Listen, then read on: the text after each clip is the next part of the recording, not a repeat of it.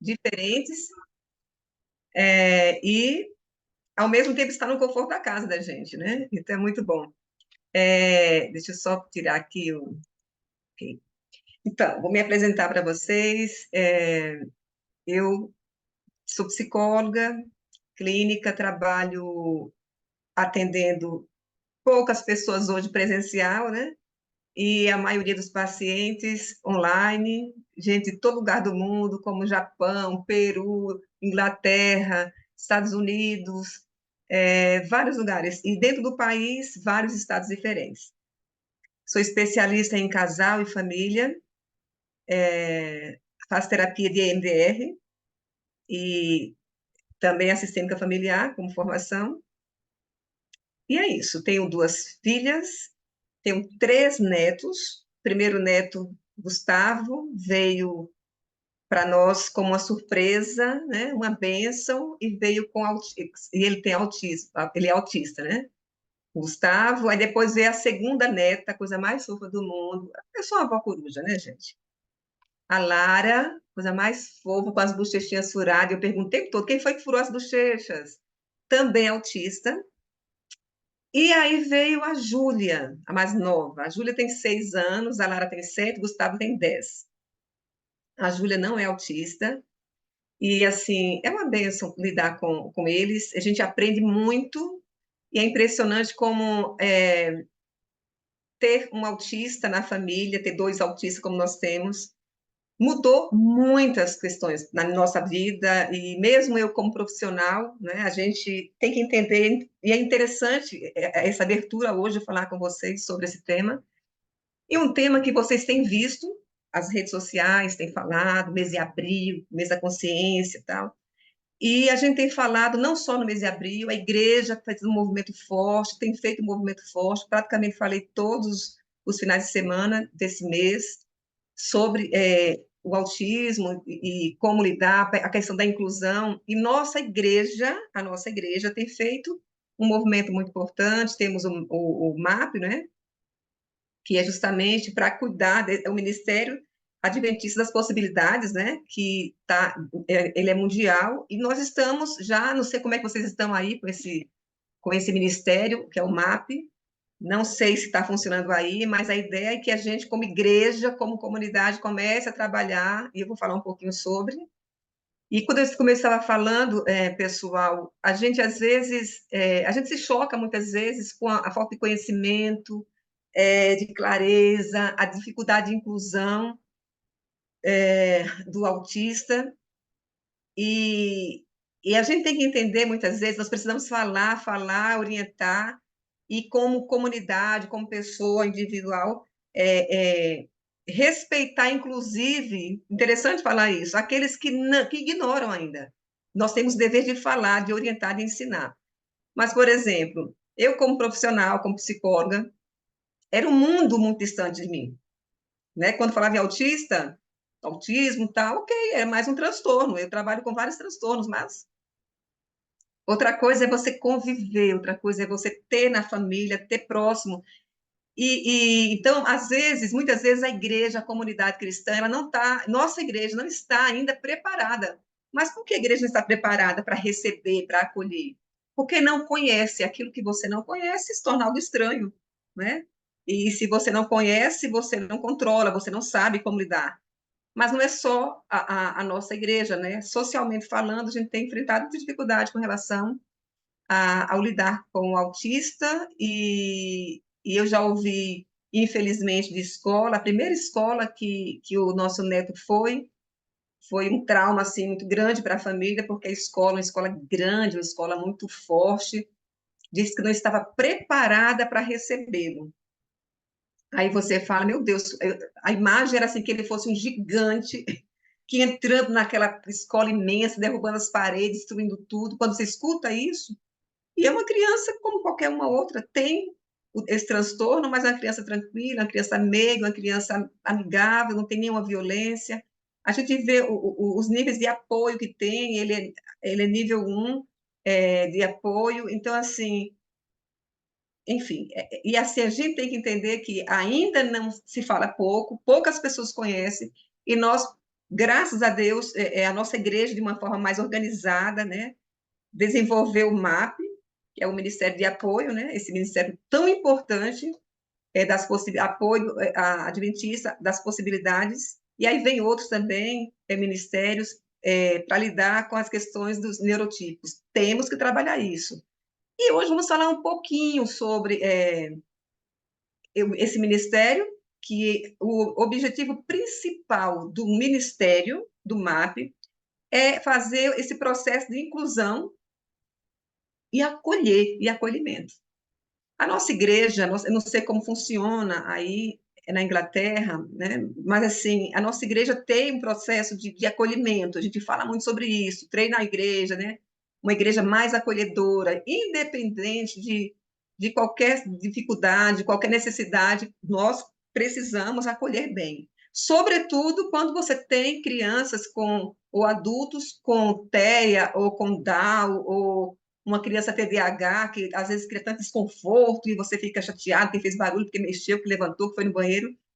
Então, o MAP está com essa ideia, né? Na verdade, não é essa ideia, mas essa proposta realmente de nós, como igreja, abrirmos nossos olhos, entender um pouco mais, acolher e incluir as crianças. Eu vou voltar mais aqui para o autismo, tá?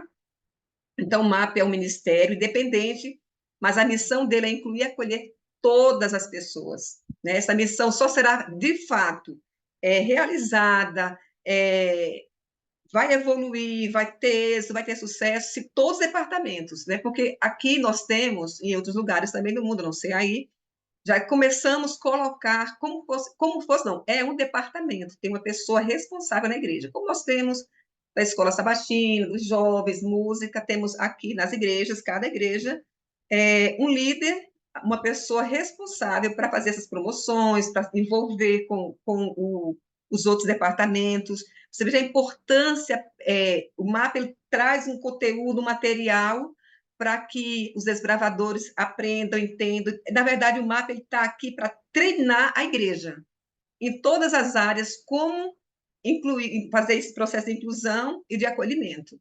Então, temos materiais, eu não sei se vocês têm aí, a gente pode depois conversar e eu passo para ti, você apresenta para a igreja, para as pessoas que quiserem o material. Tem links aqui que eu posso passar de palestras, né, cursos. Gente, é excelente esse material. Mas é isso. E só vai para frente, só vai se desenvolver o MAP se houver realmente uma, como se diz, uma interação da igreja como um todo, da comunidade como um todo. Deixa eu só afastar aqui a minha tela. Ai, ai, ai. Espera lá. Deixa eu puxar um pouquinho aqui. Tá. A gente, quando fala em crianças neurotípica, né, a gente tem que olhar para essa questão da neurodiversidade. São vários transtornos que existem, várias situações. O neurotípico é aquela criança que tem um desenvolvimento, entre muitas aspas, normais, tá?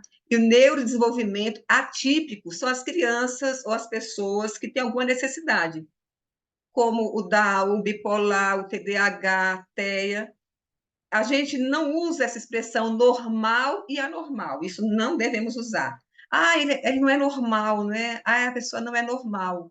Não, a pessoa, ela é neurotípica, ou ela é atípica.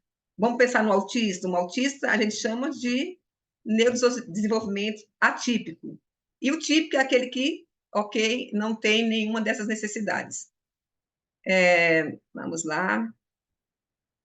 Vou falar um pouco de neurodiversidade, algumas siglas, né? O TDAH, que a gente conhece bem, que é o transtorno de déficit de atenção, com hiperatividade ou sem hiperatividade, TEA, que é o transtorno de espectro autista, transtorno de aprendizagem, dislexia, descalculia, todas essas pessoas que estão dentro dessa neurodiversidade são pessoas que nós precisamos aprender a lidar, acolher e atender. O TOD, que é o transtorno opositor desafiador, TAG, transtorno de ansiedade generalizada, bipolar, altas habilidades, deficiência intelectual, e tem uma série de outros. Isso tudo, o MAP está atento a gente trabalhar na igreja como comunidade, conhecendo. Certamente vocês conhecem alguém que tem o TDAH, não é? que é tão assim falado tal, e tão banalizado, né? Porque o pessoal fala, ah, fulano é TDAH. Às vezes nem é, mas quando é tratado de forma muito. Eu vi uma vez um material, achei muito interessante, um médico americano falando que as pessoas que têm esse transtorno, elas sofrem horrores. Ela é pior do que o transtorno depressivo. Ele fez uma série, colocou lá uma série de transtornos que a gente entende que, nossa, a depressão é terrível, e realmente é uma doença ruim. E vem outras questões, o bipolar, mas ele falando de como é ignorado e levado de forma muito de indiferença quem tem o TDAH. Eu acompanho vários pacientes que têm esse transtorno, muitas vezes tem que entrar com a medicação para dar um suporte, e a terapia, e quem está junto, quando é criança, quando é adulto também tem prejuízo. Então, só ficar um pouco mais atentos a isso. E o MAP está aí para dar esse suporte e fazer essa ponte, né, entre a igreja e a sociedade. Olha só, vamos pensar um pouquinho aqui. Numa criança neurotípica, quando eu falo criança, mais criança e adulto, mas sobretudo esse tema aqui do bullying, nós como comunidade temos que estar muito atentos, porque crianças neurotípicas, elas têm muito risco, a possibilidade de aumentar o risco para o bullying é muito alto, é muito alto. Quando a criança não tem nenhuma questão, não é TEA, nada disso, não tem, não é Down, nada disso, tranquila, é típica, ainda assim temos muitos problemas, né? Muitos casos de bullying. O bullying na escola, o bullying na igreja, o bullying em casa, muitas vezes, na rua. Então, olha, são algumas questões que nós precisamos estar atentos para o que pode acontecer com as crianças do nosso convívio, na família, na igreja. O bullying, abuso sexual, elas são muito vulneráveis, porque muitas das crianças que têm autismo, elas têm dificuldade de falar o que aconteceu. São não verbais, não são todas. E mesmo as verbais, elas podem não conseguir falar, contar a história que aconteceu, caso ela seja abusada. Então, isso é muito comum, então a proteção deve ser muito grande. Eu tenho sempre falado nas minhas palestras, na semana de oração, sobre a questão do abuso sexual infantil, que o número, ele está longe, ele é grande, o índice é imenso, mas ele está longe, de fato, da realidade, da quantidade, porque geralmente as crianças, elas não falam, mesmo adolescentes, e quando falam, há uma proteção inconsciente do abusador, porque a maioria das pessoas que abusam, os abusadores, fazem parte da família. Então, vamos deixar, porque já pensou se meu esposo sabe, descobrir que meu irmão abusou, o irmão dele, a mãe não pode falar. Gente, é uma forma de proteger, mesmo de forma inconsciente, né? Transtorno alimentar também, eles são acometidos, isolamento social, né? A criança fica mais isolada, as outras crianças não querem brincar, tem uma ansiedade muito grande. Eu atendo alguns autistas e tenho, gente, a quantidade de autistas, adultos que eu tenho, tem aparecido para mim interessantíssimo, e vem uma boa parte, estou com 5 casos recentes, que não vem assim, tipo, olha, eu vim passar com você para fazer alguns testes para saber se eu sou autista ou não. Não, vem com uma crise de ansiedade e com depressão, afastado do trabalho, e depois que a gente vai conversando, logo eu identifico que tem ali algumas questões, aí eu encaminho para um neurologista, encaminho para outro profissional, para a gente fazer todo um trabalho. Então, tem aumentado muito, mas a ideia que veio com ansiedade, eu não tenho nenhum que veio porque achava que era autista. Não. A maioria vem com ansiedade ou depressão. E até, já sem trazer essas duas questões, veio como dificuldade no relacionamento, né? Estava quase separando, porque a esposa achava ele estranho, um sofrimento muito grande da esposa, tal, e quando ele vem, eu desculpo que ele, né? Opa, aqui tem alguma questão, e aí a gente tem que olhar para quem? Para a família. É muito importante olhar, fulano nasceu, ele é autista. Tá, tem um diagnóstico, tá. Como é que é a história da família? Como é que é o pai, a mãe, o avô, os tios? Ontem mesmo, atendendo uma família, e aí eu, né, levantei essa hipótese, começamos a verificar, e ok, diagnosticou, é autista, e eu perguntei, e o pai? O pai tem um segundo casamento, o filho dele é autista. Mas o lado da mãe, a tia é autista. Aí eu comecei a ver um monte, então assim, e eu falando, como eu conheço a família, eu comecei a perguntar, e fulano, qual comportamento assim, assim é tal, gente? Aí vem aquela história, agora virou moda? Eu tenho escutado isso.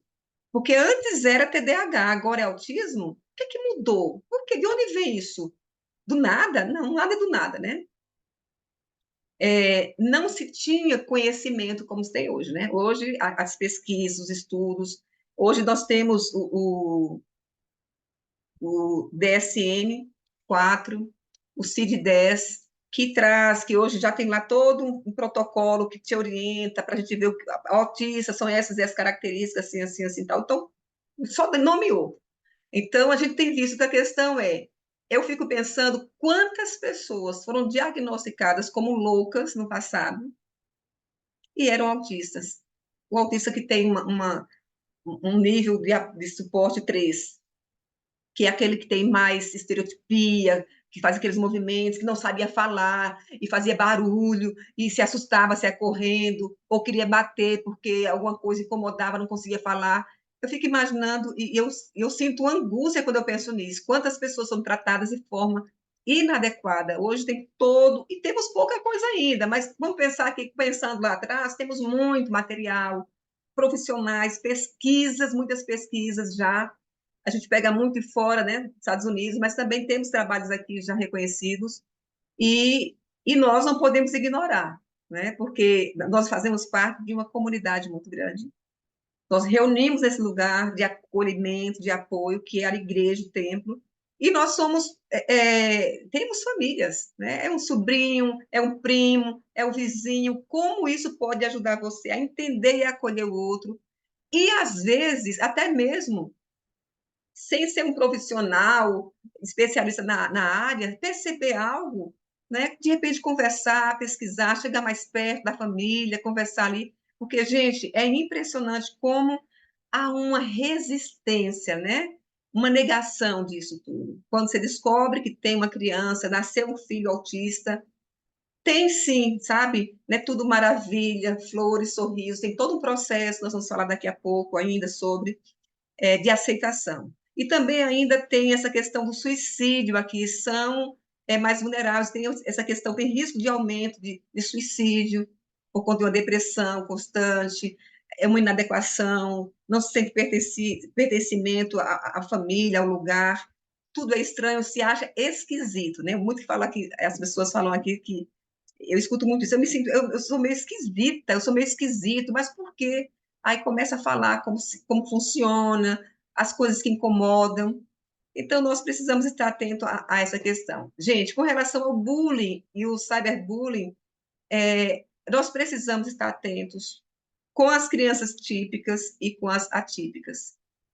Quando a gente está falando aqui sobre a atípica, o cuidado é redobrado, né?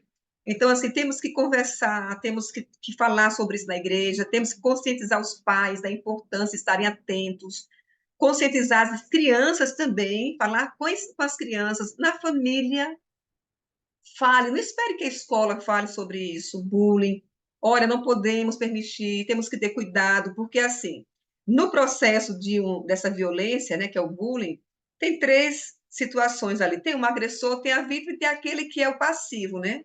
Tá lá assistindo, tá lá como, aí tá só, tô só vendo aqui, eu não tô fazendo nada, eu não tô tirando onda dele, eu não tô perturbando, mas eu tô vendo fulano bater, fulano empurrar, xingar, falar apelido. Então, a gente conversa em casa para os nossos filhos não ser nenhum dos três, né? E, às vezes, a criança tem muito medo de falar o que está acontecendo. E, às vezes, a fala é a seguinte, ó, ah, não, você vai na escola, faz uma queixa, e o pessoal, a professora, diretora fala, não tem problema nenhum, eu vi no dia, ele até sorriu, ele não se incomodou com aquilo.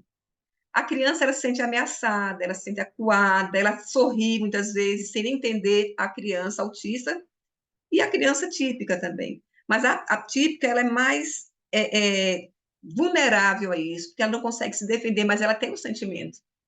Ela se vê impotente, incapaz. Então, temos que estar atentos para ajudar, falar na escola sabatina. Alguém está me escutando da escola dominical, que tem também a escola dominical, que é aos domingos, algumas igrejas. Nós precisamos, como comunidade cristã, estar bem atentos a isso. O autista, ele tem necessidade, como todos nós temos, de autorregulação. Por que eu estou falando todos nós? Porque eu trabalho muito com pacientes que não têm nenhuma dessas questões, e eu falo, olha, não é um momento de ansiedade, medo, uma situação, uma lembrança ruim, se autorregule. Só que nós, os típicos, nos autorregulamos muitas vezes só fazendo uma respiração, né? Focando em alguma coisa positiva, lembrando de alguma coisa positiva, tirando o foco ali do problema, uma caminhadinha ao ar livre. O autista, não. Ele tem formas diferentes de se autorregular. Quando ele é bem orientado, ensinado, ele consegue fazer respiração. Por exemplo, o meu neto e a netinha, a gente faz isso com eles, a mãe faz. Olha, quando ele está, às vezes, desregula, e aí a gente fala, respira fundo, vamos respirar, vamos lá, e fica, vamos lá, respirar, e fica falando, daqui a pouco eles começam a respirar, porque eu estou falando para vocês, nós precisamos falar na igreja isso. Olha, quando vê uma criança que está desregulada, vamos tentar ajudar. Isso é uma forma dela se autorregular. E a outra forma, quer ver, por exemplo, é elas correrem. A minha neta, a Lara, ela corre de um lado para o outro. Ela começa a dar umas carreirinhas assim, não é correr na igreja ou na casa.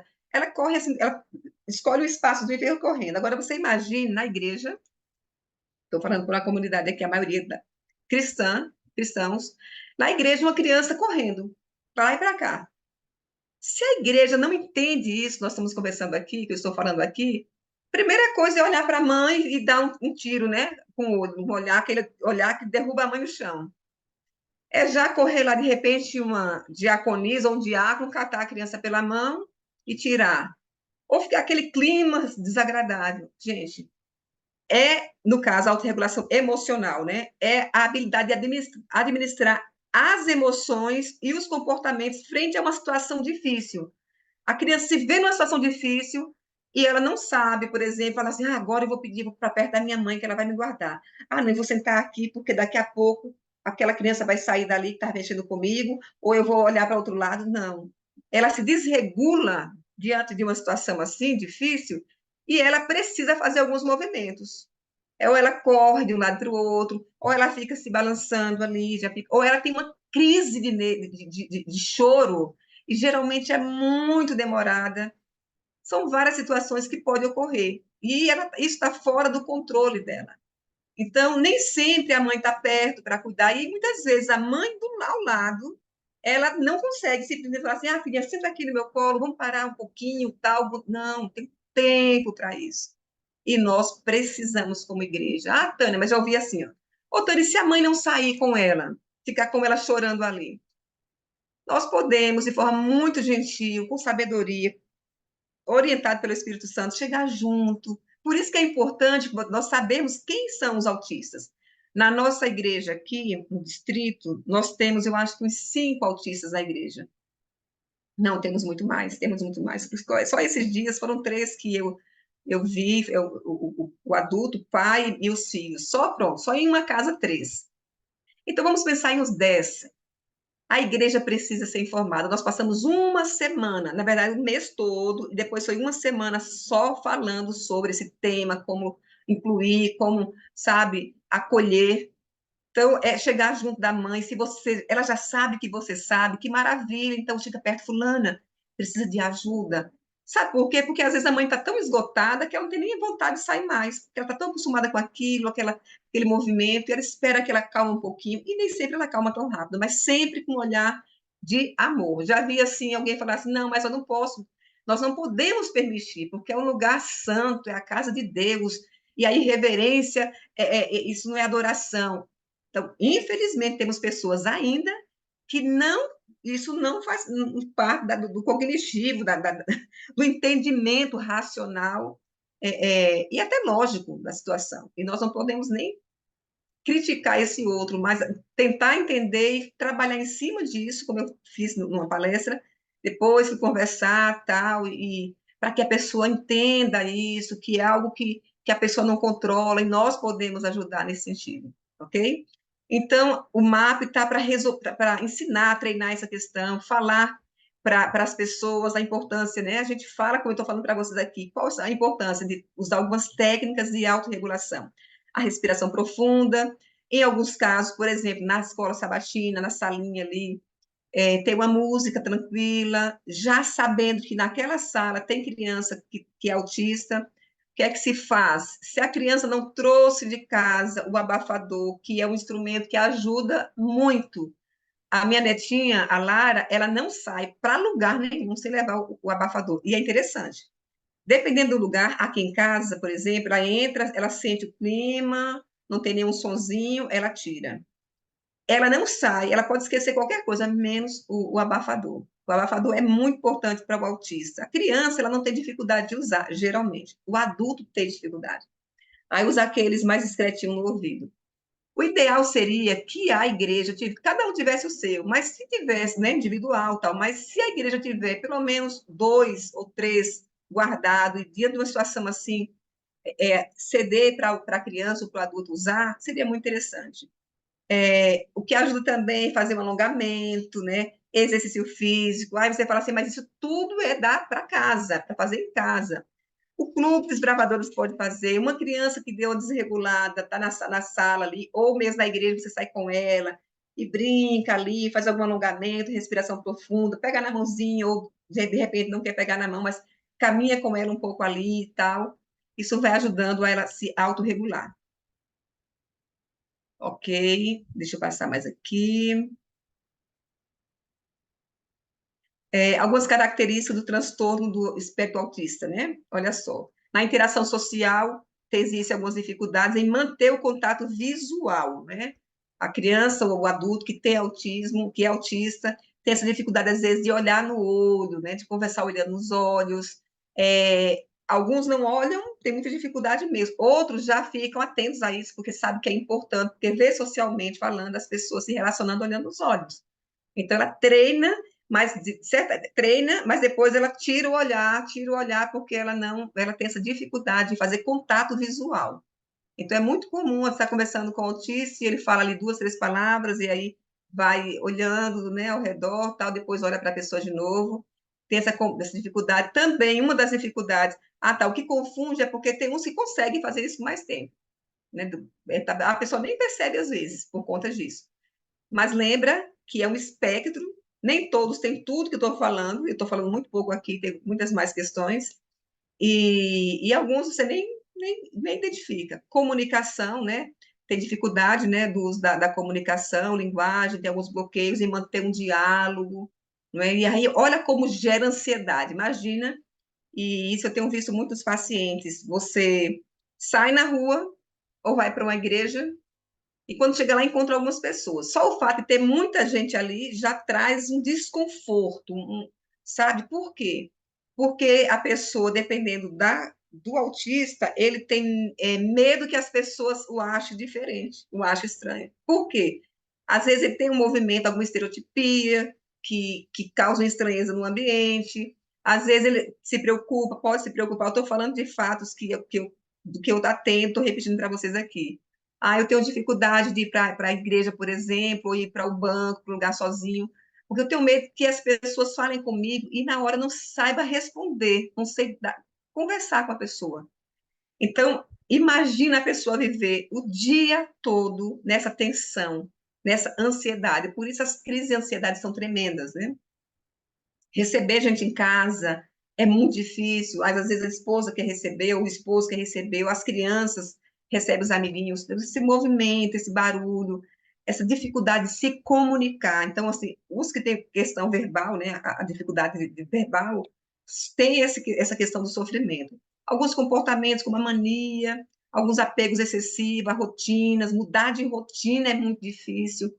Coisas muito simples, como, por exemplo, ontem, atendendo a questão de uma família, na casa tem a tia e a sobrinha que são autistas. Uma tem 40 e poucos anos e a outra 20 e pouco, e eu descobri agora que elas são autistas. E no sofá, na sala, cada uma elegeu um lugar para sentar. Questão da rotina, né? Apego a excessivo às rotinas. Então, uma senta na extremidade e a outra no outro. Se chegar outra pessoa em casa, seja da família ou não, e sentar em um dos lados, que era daquela pessoa, Ela não fala nada, só que ela né, fica né, desconfortável e ela vai para algum lugar, ela vai para o quarto, ela não fica naquele ambiente. Ninguém nunca percebia isso. Ela tem essa questão. E aí tem várias outras questões, algumas dificuldades de imaginar, de criar alguma situação, são extremamente literais, literais. Atendendo um casal onde eu atendi primeiro a esposa, porque estava numa crise conjugal tremenda e um sofrimento muito grande, porque esse homem não me dá atenção que eu gostaria que desse, eu gosto muito de falar, de conversar, e ele não conversa, eu falo, ele fica mais calado, ele me olha, me escuta, mas ele não é aquela pessoa de puxar, de continuar o assunto. Olha só, como isso tem um impacto, né? Em várias situações, no casamento, enfim, na vida do indivíduo. E ela estava muito angustiada. Ele gosta de conversar, o que ele gosta de conversar? E ele é um cara altamente inteligente, só um detalhe, um mito. Autista, todo autista é inteligente, isso é um mito, tá? Não é verdade. Uma boa parte dos autistas, e uma parte grande, tem deficiência intelectual, alguma questão intelectual. Então, não é que todos são inteligentes. É interessante que nós também temos inteligências diferentes, né? Nem todo mundo é bom em matemática, bom em física, bom naquilo. Cada um tem sua inteligência. E alguns autistas, uma fatia grande ali, tem alguma deficiência intelectual. Porque a gente fala muito isso, nossa, mas autista é tão inteligente, né? Não, pode ter inteligente e pode não ter tão inteligente. E pode ter aquele que tem muitas deficiências mesmo cognitivas, né? Aí, no caso dele, não, ele é um cara que tem uma capacidade, mexe ele é trabalha com, como é que se fala? Computador, tal, mas tem o nome certo, né? Então, ele trabalha com empresas internacionais, tal, e ele gosta muito de falar sobre assuntos dessa área, lembra do hiperfoco? Que for dessa área, ou questões muito mais complexas, tal, e aí eu atendi. Ela veio, percebe, ela veio com uma queixa, de repente estou falando para alguém, com alguém aqui que fala, meu Deus, fulano tem essas características, nossa, fica atento mesmo, mas você não pode sair diagnosticando ninguém não, tá? E quando ela veio, eu falei assim: ah, tá. Como eu atendo casal, né? Eu falei assim, e atendo família, eu falei assim: eu posso, será que ele topa um dia vir aqui para eu atendê-lo, conversar um pouco, conhecê-lo? Ah, sim, eu acho que sim. Ok. Fez o convite, ele aceitou. No dia que eu fui recebê-lo, ele chegou, fui abrir o portão e de longe ele parou o carro e ele desceu do carro. Quando ele veio andando, eu falei: por que será? Eu falei: Ele veio de ponta de pé. Ele é bem alto e veio de ponta de pé. Uma das características. Todos são assim? Não, tem autista que você não vai nem ver. Mas isso é uma das características que você já fica assim, né? Meio que. E ele veio de ponta de pé. E aí, quando ele chegou, tal, conversando, trabalhando, sim, ele é autista, aí foi, fez todo um. Tem um diagnóstico hoje e tal. E aí ele veio e eu perguntei, lembra que eu falei da família? Como é que é a família? 3 filhos, tal, 2 são autistas. E eles não sabiam. Um está terminando agora, começando, na verdade, agora a fazer todo o processo tal de investigação para ver. Então, estarmos atentos a isso, né? Gente, tem muitos casos, e está na nossa comunidade, está na nossa igreja, está na nossa família, muitas vezes, você nem percebe, nem entendeu ainda, não é? Principalmente aquele que precisa de pouco suporte, né? Que é o mais leve ali, e a gente tem é muito equivocado essa fala de que tem o autista que é leve, o moderado e o grave, né? A gente fala hoje que é de suporte 1, nível 1, 2 e 3. Todos precisam, todos são difíceis de lidar, todos, porque tem toda uma angústia, um sofrimento, do indivíduo, daqueles que convivem, porque tem que cuidar, tem que dar toda uma manutenção, ou não, alguns ficam mais relaxados, é leve, não é grave não, sim, precisam das terapias, todo o processo de tratamento, de cuidado, não de cura, porque nós não falamos de cura porque não é uma doença, mas cada vez mais investir, cuidar, preparar essa criança ou esse adulto para se relacionar com ele mesmo, com o outro, para que ele tenha uma vida de qualidade, uma vida independente, uma vida onde ele possa construir suas famílias. Claro que aquele que precisa de um suporte maior, muitas vezes não vai ter essa condição, ok? Como nós sabemos de casos que muito grave mesmo, embora a gente não usa mais grave ou não grave. Quais são os fatores, né? faz com que uma pessoa nasça com autismo? É multifatorial, não existe uma situação. Uma delas pode ser genética, fatores genéticos, herdado do pai ou da mãe. Tem uma questão do pai, muito cuidado do pai que quer filho, mas já está um pai mais velho, já passou aquela fase. Então, quanto mais idade a pessoa tem, isso pode ser um fator de risco, sem dúvida. Genes não herdados, por exemplo, mutação genética, e aí vem. Ambiente intrauterino pode ter questão de uso de drogas, nesse caso, medicações que pode gerar. Então, é muito complexo. Não existe assim, a causa é essa. Tem alguns mitos, né? A vacina, isso é um mito. Hoje é um mito, se não se fala isso como sendo algo realmente que faz parte desses fatores multifatoriais, dessas questões multifatoriais, né? Está descartada essa questão como é que se diz, da vacina, que foi muito falado, tal. Temos que estar atentos, sabe o que, gente? Uma questão muito importante é o contexto familiar. Quando uma criança nasce, quando uma mãe está gerando filho, ela entende o quê? Ela quer que as crianças venham, sabe, tranquilinha, boa de saúde, com uma saúde boa, não tem nem gripe. Aí, de repente, a criança nasce ali nos primeiros meses, daqui a pouco começa a falar mamã, papá, e vai e tal, e daqui a pouco ela não fala mais mamãe nem papai, falava pouco, agora não fala mais nada, porque foi assim que aconteceu com os meus dois netos. Falava mamã, mamã, mamãe, e depois ela estagnou, pararam. Aí depois, claro, depois estamos trabalhando e tal, e foi um susto, porque alguns negam, né? E é uma questão muito do inconsciente mesmo, e muito traumático, porque de repente você nunca nem ouviu falar nisso, autismo, autista, o que é isso? E aí você vai começar a estudar, se deparar com o que de fato é, como funciona, qual é a diferença, gente? A diferença é que são pessoas que funcionam, o cérebro funciona diferente. O que é um autista? Tem um funcionamento cerebral diferente. Tem uns que têm um comprometimento maior, maior dificuldade em se relacionar, em conviver socialmente, e outros que não. Mas vamos pensar que são normais. E a gente fala assim, como normal? Se não faz algumas coisas. Sim, mas os típicos também, muitas coisas, o típico não faz. E o atípico pode fazer, inclusive, algumas coisas que o típico não faz. Desenvolver algumas questões que o típico não faz. Mas aqui a gente fala do luto, quando eu falo em família, e nós, como igreja, temos que estar muito atentos a isso. Esse luto é muito doloroso.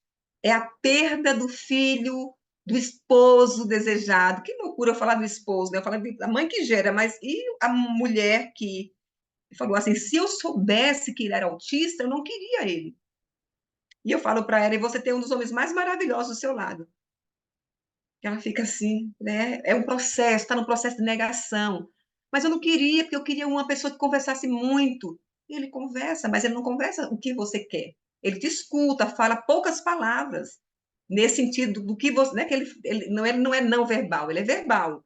Mas o assunto, e eu comecei a conversar com ela com os assuntos que interessa para ela, eu falei assim: olha, vou te contar uma coisa. Uma boa parte dos homens fica embrulhando o estômago quando a mulher vai conversar isso que você está conversando com ele. Ele está interessado que você foi na loja, comprou um sapato, e quando chegou em casa você ficou muito triste, amargurada, nem dormiu à noite, porque aquele sapato não combinava com a bolsa que você imaginava que ia para a igreja no sábado. Ela começou a rir, mas é assim. Não estou falando que nós falamos besteira, mas tem coisa que nós falamos, às vezes, com uma amiga, ela vai entender, vai rir, está tudo bem. Mas é difícil para uma pessoa que tem, né, que é autista, o marido, sentar e rir disso tal.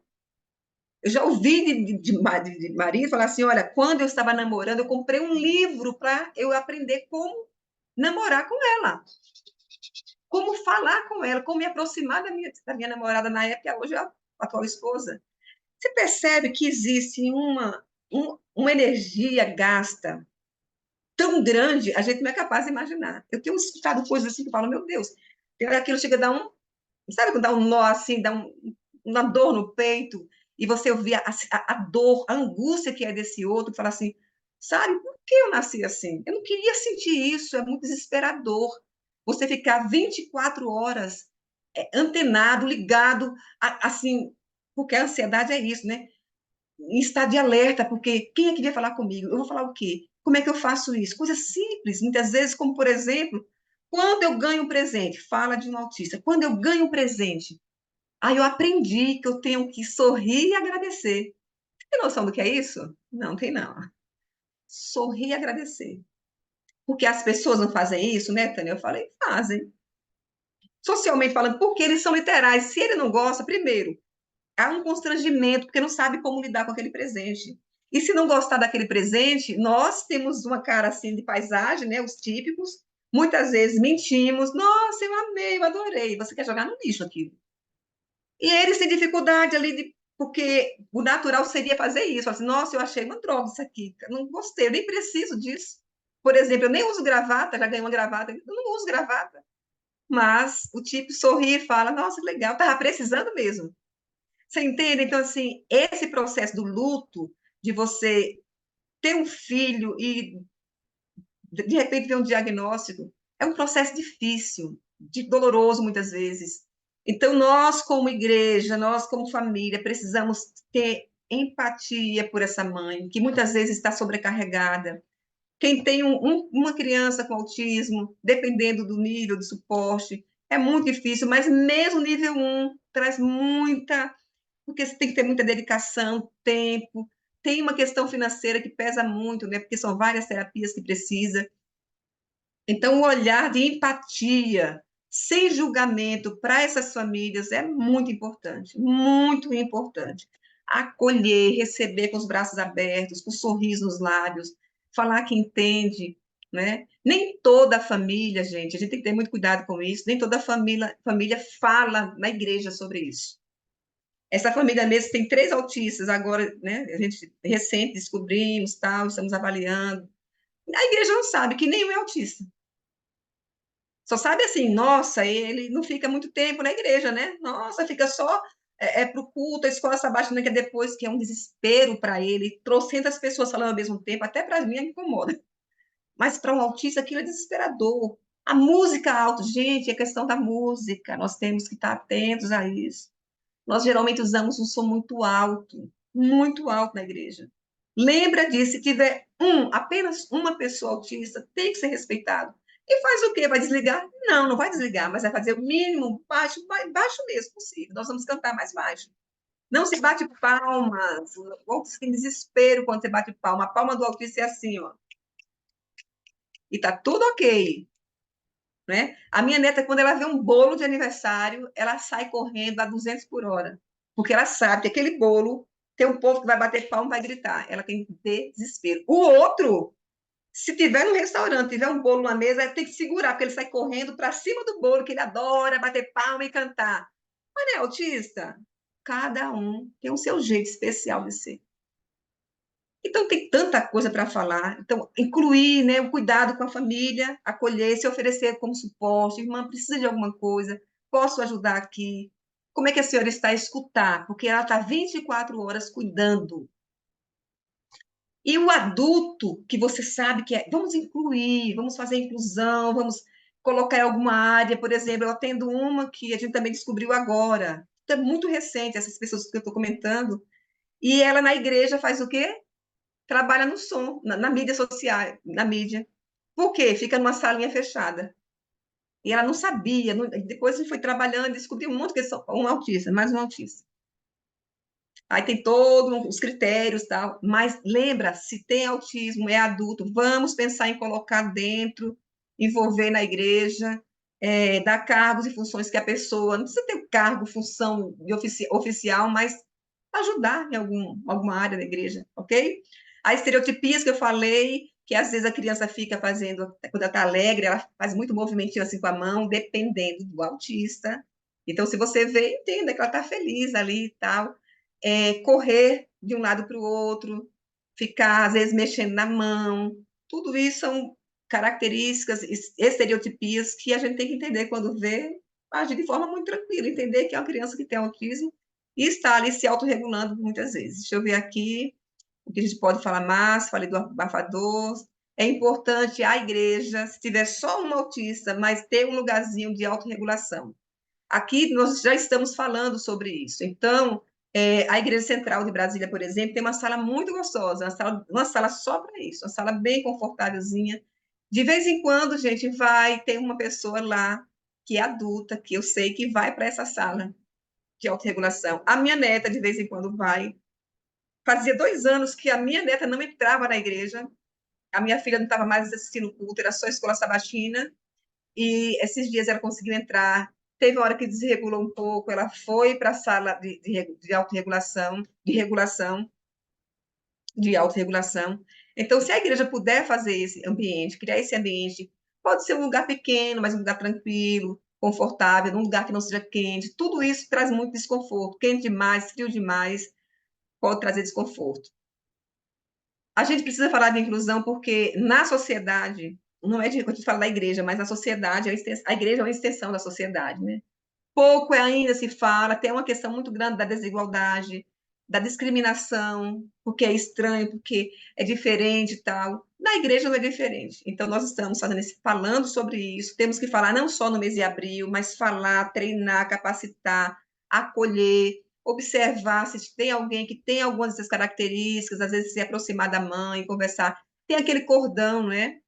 Com aquele quebra-cabeça, tem vários cordões que identificam. Esses dias eu estava no parque caminhando com uma cachorrinha, e aí veio a mãe, a avó e uma criança de uns 7 anos. E eu tô com a cachorrinha aqui, ela veio direto em cima da cachorra, direto. E já foi agarrando a cachorra. Aí eu segurei a boca da cachorra, porque ela é bem mansinha, mas eu tive medo de repente ela assustar. Eu só falei assim: não, não tem problema, ela pode brincar. E a mãe e a avó em cima: não, fulana e tal, cuidado. Eu falei: não, a cachorrinha é mansa, mas eu segurei aqui assim lá nela. Ela é mansa, tal, é só ter que falar com ela para não assustar. Aí, de repente, eu vi o cordão. Aí eu falei, qual o nome dela? Ela falou, eu falei, fulana. Ela não olhou para mim. Ela estava focada em quê? O cachorro. Pegou minha cachorrinha, quase dividiu no meio, apertando assim para levar. Ela pegou no colo, e eu segurando o focinho dela. E aí eu falei, fique tranquila, eu tenho 2 netos autistas. Ela estava com cordão de identificação. Então, nem todas as crianças vão estar, mas é importante sim. Né? Tem pais que estão tranquilos com relação a isso, já coloca, e é bom entender, saber que tem, porque a gente lida de forma mais tranquila. Então, eu entendi aquele comportamento que era, mesmo se não tivesse, eu já consigo identificar, mas nem todo mundo identifica. E quando acontecer isso, acolhe ali, não sabe, não fica, nossa, que menina mal educada, chegou, tal, não falou, só pegou a cachorra, não.